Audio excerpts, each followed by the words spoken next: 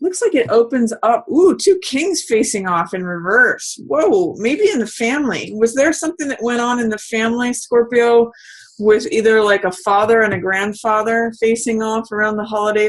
Is there any sort of conflict or dynamic between two authority figures? Because King of Swords and King of Cups are two power players. And the fact that they're showing up, staring each other down, and in the reverse position kind of says there's something going on here. Normally, now this could be interpreted in a number of different ways. King of Swords could be, he's usually represented as an air sign, but it could be anyone who holds that archetype of King of Swords. So it could be Aquarius, Libra, or Gemini, but it also could just be someone who is very normally wise and fair, thinks things through. Swords represent the mental element, so the air element, knowledge, wisdom, understanding, those are all swords themes. And he is normally in accordance with the truth. I kind of call this the King Solomon card because he makes decisions that are fair and wise and true, and using thought, using logic, using analysis. But when he shows up in the reverse position, it's saying that someone is not being fair. Someone is not being true. Someone is not in alignment with the truth, and they're not seeing things from a clear point of view, because clarity comes with King of Swords in the upright position. This is like when you're not seeing things clearly. So there's someone who's not seeing things clearly. This could be an air sign, or it could be like someone who's in an authority position, like a father, a landlord, a boss. Someone in an authority position who normally represents King of Swords he's upside down. He's not seeing things clearly. He's not his normal self. He's not necessarily in alignment with the truth. That's going on with him. And then King of Cups is the heart-centered king. So he is also compassionate, but he's like loving and tender and considers people's feelings. He's normally like one of the most compassionate cards. He's sometimes looked at as the perfect father or the perfect partner. He's like the loving king of hearts, he's the king of love, the king of emotion, the king of mastery of emotion, and has always comes from a position of compassion, love, caring, tenderness, considering the other person's feelings. That's King of Cups when he's upright. In the reverse position, this could be like over emotionality, getting spun out of shape emotionally, getting really volatile, getting really like heated emotions. So I'm kind of getting that there's a battle between emotion and thought. Now this could be internally, Scorpio. It could be that these are both within you, like the strongest part of your mind and the strongest part of your heart are at battles with one another. Or it could literally be, two family members. Usually King of Cups represents a water sign. So this is Pisces, Cancer, or Scorpio. So this could be you, Scorpio, facing off with an air sign, or someone who is equally strong or equally authoritative, but they're coming from a place of their beliefs being challenged, or their thoughts being challenged, or something that they see as their truth being challenged. And you're saying, no, this is how I feel. And they're saying, no, this is what I think. And so this looks like a pretty epic battle. The reason I think it might be in having to do with the family is because this is 10 of Cups. This is normally 10 of Cups in the upright is peace, it's joy, it's the most amount of cups on a card that one can get. And it's like literally like the joy at the end of the rainbow. It's when there's harmony in the family, joy, peace. It's all those beautiful emotion words, like, lovingness, tenderness, caringness. King of Cups is usually very much in alignment with this. This is what King of Cups' ideal goal is. However, with this card in the reverse, King of Cups in the reverse, and King of Swords in the reverse, there's some sort of epic battle going on. It could be internally within you, Scorpio, or it could be with you and someone else. Or it could literally be like, one grandfather versus the other grandfather, one father versus the other father. The reason I'm saying those as male archetypes is because they're showing up as kings. So this person who rules this part is confronting the person who rules this part. And it almost might be that you're defending your family, Scorpio, that I'm seeing, against this maybe outsider. I'm not sure, but it's something to do with the family, something to do with disrupting the peace, and something to do with an epic battle from someone who's coming from a heart perspective, emotional place, versus a thought and mind place. And this person isn't thinking clearly, and this person is out of whack emotionally. So be careful with, it looks a little bit volatile. I'm going to just say push pause. Good time for you to push pause.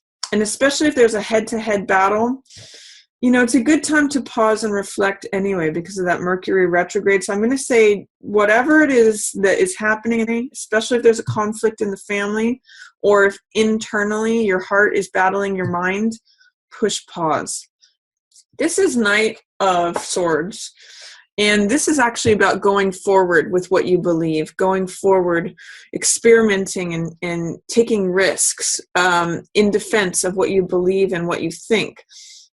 So Knight of Swords takes action on things. He's courageous. He's daring. He is he's very, very logic-minded. Like he thinks things through, and he thinks about what he believes and what he wants to defend. He's like takes up a cause, and I think of like a fireman who goes into a burning building to like rescue people because he believes in the truth and believes in things being right. He wants to assert his beliefs. He wants to assert his thinking. He can be very like clear and insightful because he has an exceptional mind, but sometimes he can be a little blunt or a little too direct or a little too uncaring. So I'm going to say whatever is brewing here, make sure that you keep the heart aspect in mind, but it's good to take action after well thought out action, I'll say, because Knight of Swords is about thought and beliefs and wisdom and knowledge. Take action after January 8th or 9th, because that's when you will be thinking clearly. That's when stuff is in the upright position, not all this reverse stuff. Then, in the middle of the month, you've got Ace of Cups in reverse here and 10 of Swords in reverse. Sorry, 9 of Swords in reverse. So Ace of Cups is about having your heart filled. It's about a new joy, a new passion, a new love. It's water energy, just like you, Scorpio. So it's about having your heart filled. It's like, enlightenment from the deep waters. Because Scorpio is a deep water sign. You actually have to do with like the dark, deep waters. That's where all that depth comes from, that Scorpio has, that intensity.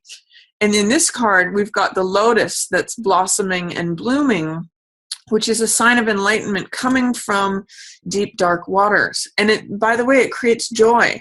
It creates peace. That's what this dove represents. And I call this card my cup runneth over. It means having your heart completely filled. So an ace is a new beginning, by the way. So it's like you have a fresh start, but I'm seeing that you might have some difficulty accessing this Ace of Cups because of this tension or worry or anxiety. Could be related to money, or it could be related to the King of Swords in reverse, because this means being consumed in your thoughts. So 9 of Swords is a card of, you can see the hands are bound here, and I call this card making mountains out of molehills. So it's like, we all have things that we deal with, some thoughts or problems or, things that we have to consider. But if you take these 3 swords and make them into 9, you can create a lot more problems. Or this is a card of worry and tension and anxiety. And it's usually having to do with your mind going in circles. or you're usually fighting this battle inside yourself, in your own head. Where you ask, is there a way in which I'm overthinking things and it's blocking me from accessing, this new love coming in, this new passion, this new joy? It might be like you're starting a project, but that you want to work on creatively, or it's something you love doing, but you can't get fully immersed in it because you got all this mind activity, Scorpio. And one of the things I offer when I see this Nine of Swords card come up is that this is all air energy, which seems to be conflicting for you right now. So think about any of the other elements that you can get involved with to dissipate the mind, the air energy. So if you can get involved with earth, so that means like spending time in nature, connecting with your body, working, going outside, being like maybe gardening, anything that connects you with the earth is good. Or water, go spend some time by some water, or take a bath, or go swimming, or go into the ocean, or whatever connects you with water, Scorpio. Or fire. Fire is action. So fire is like exercise, or enthusiasm, or it's creativity, anything that has to do with action. All of those are other elements. When you have an overabundance of air, sometimes a way to balance that out is to bring in another element that helps balance it out. I'm going to say water, especially for you guys, because this Ace of Cups is all about water, and that's where joy and love and passion, which is a great word for Scorpio, passion can come about. Being totally filled emotionally and finding that peace. So I'm going to say go find some water. Even if it's like staring at a picture of a lake, however water can come into your experience, Scorpio, mid-month, it's going to help you get out of your head.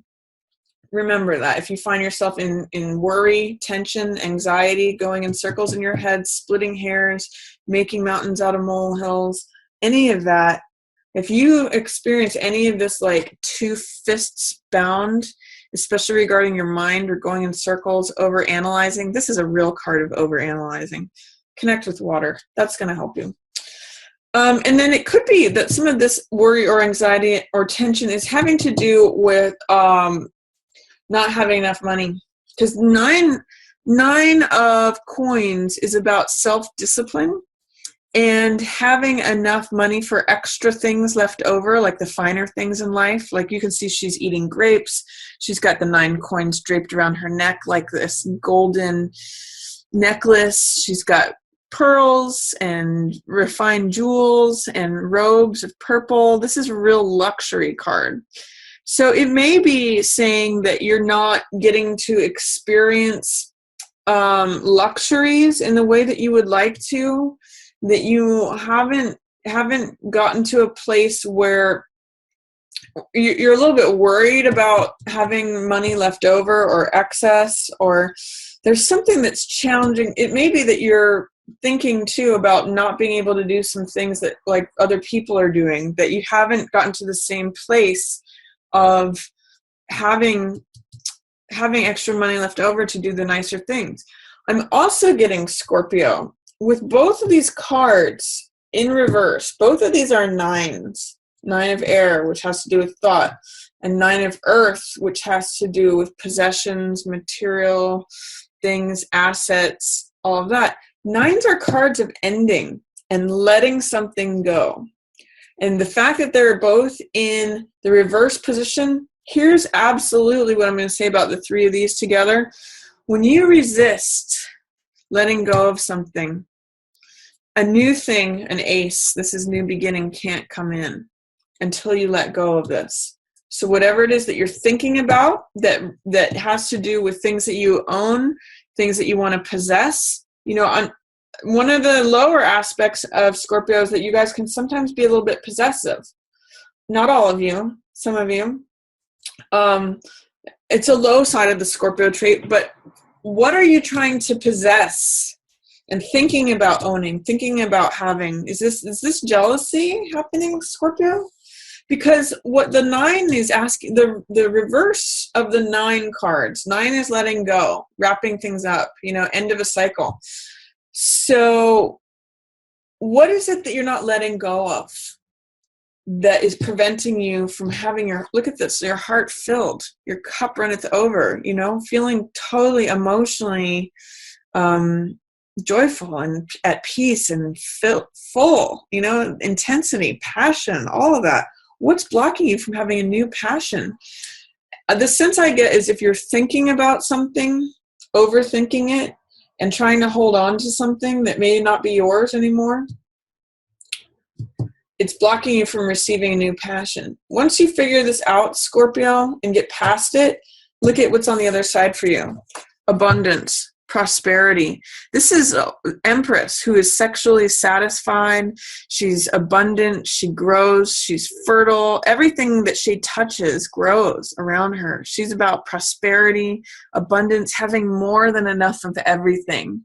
I think of a modern version of Empress as like a 1950s diva, like Marilyn Monroe, like luxuriating by a poolside, like just, with people bringing her grapes and lemonade or, whatever she drinks. So this is feeling totally satisfied, totally full, totally like everything is blooming around you. She's often even pregnant because she's just satisfied in every single way. This is Venus, by the way. This is Venus energy, femininity. Has to do with fulfillment in terms of love, sex, money, sensuality, femininity, anything that has to do with like Aphrodite or Venus, that's her. So this is who you get to connect with, Scorpio, once you address what's going on here. So there is something you need to let go of mid-month. Stop thinking about it, or stop overanalyzing it, and stop trying to hold on to it, grasping it.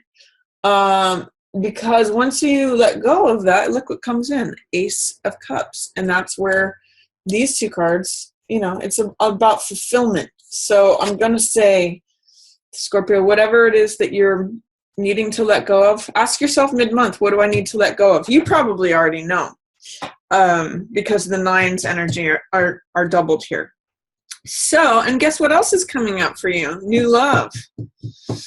And things are changing. Tables are turning. So this is, in the upright position, some readers just call this good luck. When you see the wheel card, it's like when everything clicks into place.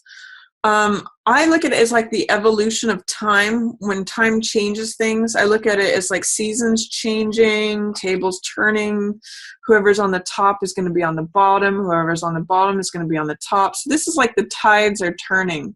Time is evolving. Time is changing things. Like time is happening and change is happening. So in the most simplistic way, this is just change. Change is afoot. So, and guess what? That might roll a relationship into your corner, Scorpio, or if you're already in a relationship, it might be a time to focus on that. It might be a nice exchange of hearts, because that's what this is. It's exchange of emotion, exchange of hearts. Again, it's that water symbology that is your element, Scorpio. So this is a wonderful time. This is a great card for love affairs. It's a great card for marriage. It's just 2 people connecting on a heart level and giving their hearts to one another. So beautiful time for you, Scorpio, to connect with someone. But first you kind of have to connect with yourself and feel full. And then that changes things and you connect more with another. And then towards the end of the month, wow, you really do have something ending and opening and completing. Look at these 2 cards. Both are like the 0 cards. What's funny is like they are the very first and the end of the major arcana. This is the very first card of the deck, and this is the last card of the major arcana. It's like the alpha and the omega. So, but they're both in reverse. So it's saying, what are you resisting, Scorpio, about ending and feeling free? Both of these cards are great cards of freedom. There's a way in which freedom, adventure, faith, feeling supported by the entire universe. You know, this is the 0 card, and here's this big 0 here, which means potential, all things being new, all things being open to you. This is a card of faith and optimism and naivete, feeling like the world is at your feet, that, you know, that all things are possible. This is a card of feeling totally complete and satisfied, like the end of a cycle, but ready for the new. This is like the portal. When this card shows up, then we recycle back to this one. So it really is saying that there is some sort of, I'm really getting some sort of end for you in January, Scorpio. Here it seems like there's resistance to it, and here it almost seems like there's fear of starting something new. Look into that, Scorpio. Is there a way that you are fearing or resisting a new beginning? Because it's a beautiful new openness. It's really fresh energy for you, Scorpio. If you can let go of whatever it is that you're needing to let go of, if you think about the number 9, and then you think of the number 0, I'm actually seeing it here too. So 0, 0, 0, all things are new. The slate is wiped clean, is what I get for the end of January for you. And especially, you know, potentially with this relationship, it might be a relationship that you've had and the slate is getting wiped clean. You're starting anew and you're afraid about, like, you know, all things are possible now. Like, wow, this is kind of scary. This is a little intense. But usually Scorpios can handle intensity. So I'm just going to ask you, what is it about a fresh new start that it's coming, by the way? Ace of Cups. This is resistance to it too. Is there a way, Scorpio, that you're resisting a fresh new start? Because 9 energy is saying I'm resistant to letting go. And then this is an ace. This is 0 energy. And this is 0 energy. What way are you saying, I don't want, maybe it's resistance to the new year. Do any of you have any resistance to letting the new year in? Is there something from the past that you're not wanting to let go of or that you're worried about?